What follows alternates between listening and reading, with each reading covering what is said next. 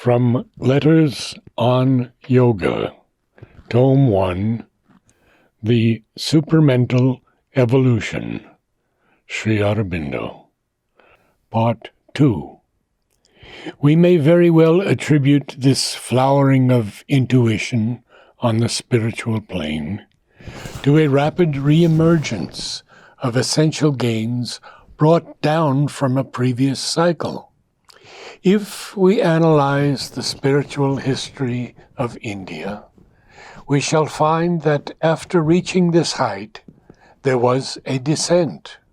which attempted to take up each lower degree of the already evolved consciousness and link it to the spiritual at the summit. The Vedic age was followed by a great outburst of intellect and philosophy, which yet took spiritual truth as its basis and tried to reach it anew, not through a direct intuition or occult process, as did the Vedic seers, but by the power of the mind's reflective, speculative, logical thought.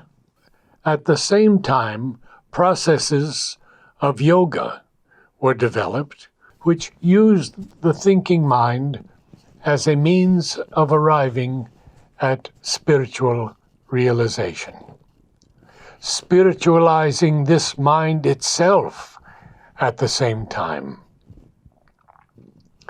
Then followed an era of the development of philosophies and yoga processes, which more and more used the emotional and aesthetic being as the means of spiritual realization and spiritualized the emotional level in man through the heart and feeling. This was accompanied by tantric and other processes,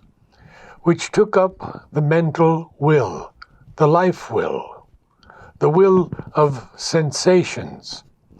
and made them at once the instruments and the field of spiritualization.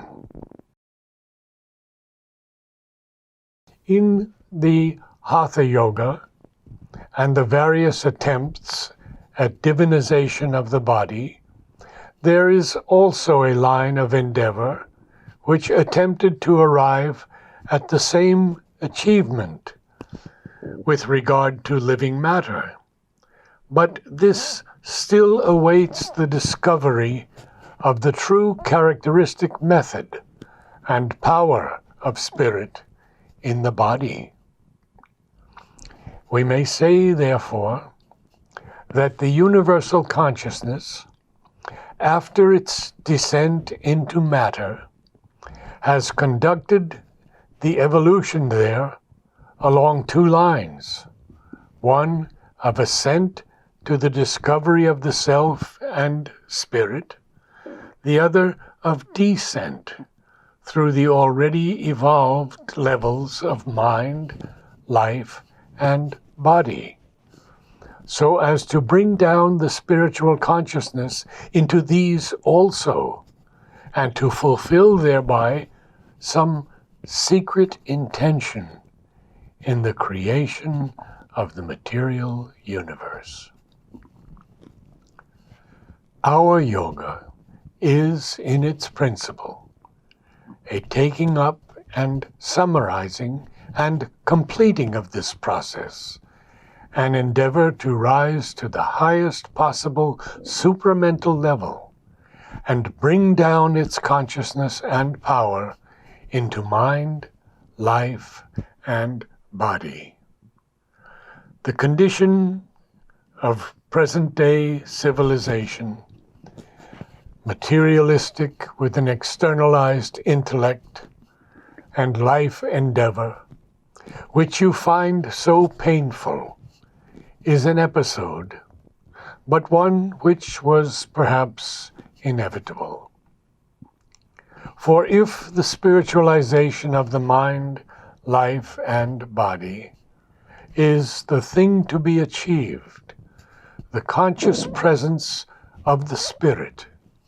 even in the physical consciousness and material body, an age which puts matter and the physical life in the forefront and devotes itself to the effort of the intellect to discover the truth of material existence, had perhaps to come. On one side, by materializing everything up to the intellect itself, it has created the extreme difficulty of which you speak for the spiritual seeker. But, on the other hand, it has given the life in matter an importance which the spirituality of the past was inclined to deny to it. In a way, it has made the spiritualization of it a necessity for spiritual seeking, and so aided the descent movement of the evolving spiritual consciousness in the earth nature. More than that we cannot claim for it. Its conscious effect has been rather to stifle and almost extinguish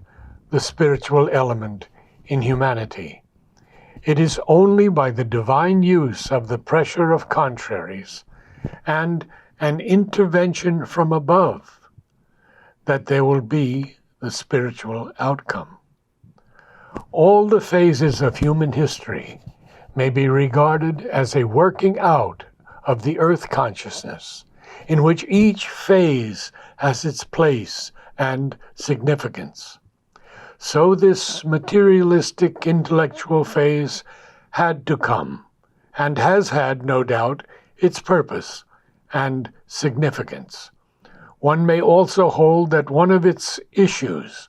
was an experiment to see how far and whither the human consciousness would go through an intellectual and external control of nature, with physical and intellectual means only,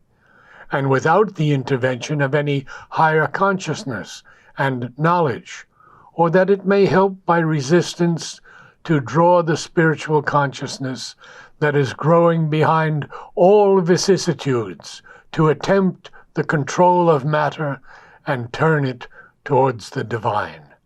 as the Tantrics and the Vaishnavas tried to do with the emotional and lower vital nature, not contenting themselves with the Vedantic turning of the mind towards the supreme.